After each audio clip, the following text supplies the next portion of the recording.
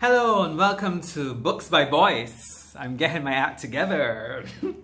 So today I'm going to read to you a short story called Tricky, which can be found here again, my sister's voice. It's actually the second short story in this book. And the short story is about, and you will realize that this is a theme with respect to my earlier work, the struggle. It's about the struggle between the subconscious self and a more conscious self, yeah?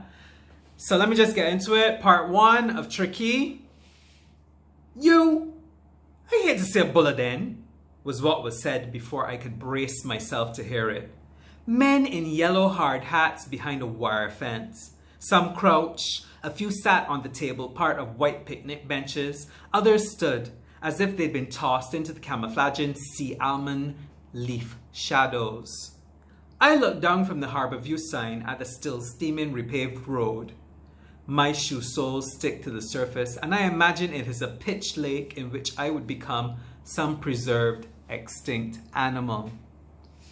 "You eyes want jucking out," the voice repeated with a verdict, angrier in its refined certainty. The men around him said nothing. Maybe it was too early to be warm enough for such passion. Maybe it was his turn to be more vigilant than the others when it came to protecting his posse from people who daydreamed while walking down the road. I kept my eyes in front, where somebody responded, "Come and check them out then!" And then, wielding curse words instead of a cutlass, the person started to argue this curse word man who couldn't even curse word afford to buy a curse word 5 bag had to call somebody a curse word bulla. He wore a mask of shimmery green and gold eyeshadow and rouge. From behind it, his eyes were surveying the sidewalk for what could only have been a big rock. In Barbados, big rocks are used by people who ballista blind others until threatening to chop their opponent with one can hasten an end in their favor. I jogged ahead as if carrying a bag with contents to disturb. This awoke a needling pain I'd been having in the right side of my chest. Just as I'd estimated, I was out of the range within which I could get accidentally hit in my head. The pain receded.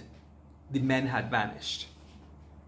The one who was swinging the big rock still had it in hand, now dangling at his side, and threw around the other, conducting his swear word symphony in the direction of where the men had been. A woman across the road looked at me and laughed out. I ignored her, since I never expected kindness from strangers. My mother was a stranger. The night before, I asked to use her car the following day because the one I usually drove was at the mechanic. My mother would not be using her vehicle on this day. She had said so in another conversation before she had known she was in a position to help me. After pretending not to hear me, her response the second time I asked was no. She did not look at me when she said it, but not because it wouldn't have increased her pleasure to look me in the eyes and do so without blinking. She did not look at me just as a cat will not look at the mouse it has caught and demoralized. To give it the false impression, it is free. How come? "It is my car. I don't have to give a reason," was the reason. No amount of swelling until something dark, forced deep and threatening to spew out of me with such steam it would end the life of everything within a 166 square mile radius, would change my having to find another way to work in the morning. Out of the swinging sunlight, I found a seat on the bus. Through the window, there was a girl, or something in a girl's body, in school uniform. Like a fruit picked and forced to ripen before its time, she was ready on the outside, but more than likely to be sour on the inside. For what could a girl her age know about the world but what she felt obvious? She shouted. He responded as if Tricky were a choker chain he wore that she tugged. Facing her, he spread his legs in jeans that fell off, folded his arms in a shirt he had to pull up to adjust the jeans, and bit one side of his bottom lip. We had the same skin color, that of a leather belt I had received as a gift, which caused me to wince when I first smelled it.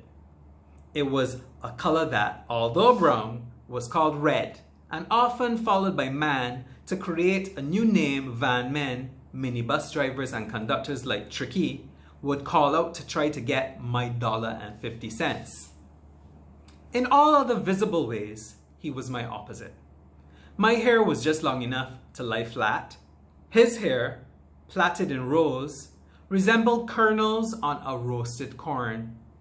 He looked down when standing. I looked up and curved forward because, although the space in this world allotted me was inadequate, I'd been forced into it anyway. The components of my face together garnered reactions of disinterest or disgust. Most people have successfully learned to hide their shame for ugly people in this way. He was beautiful. His face, with its monuments that local tourists came to see and tended to observe in silence as if wearing white socks to their knees, holding an SLR camera and standing in National Heroes Square. So that's it for part one. Thank you so much for being here, and I look forward to sharing part two with you next time. So that will happen in, oh my gosh, I ruined it. I can't start over again. Oh no. So next time, I look forward to sharing more Red Rams revelations, which is not correct. It's Red Rams realism with you, okay, in part two. So look forward to seeing you.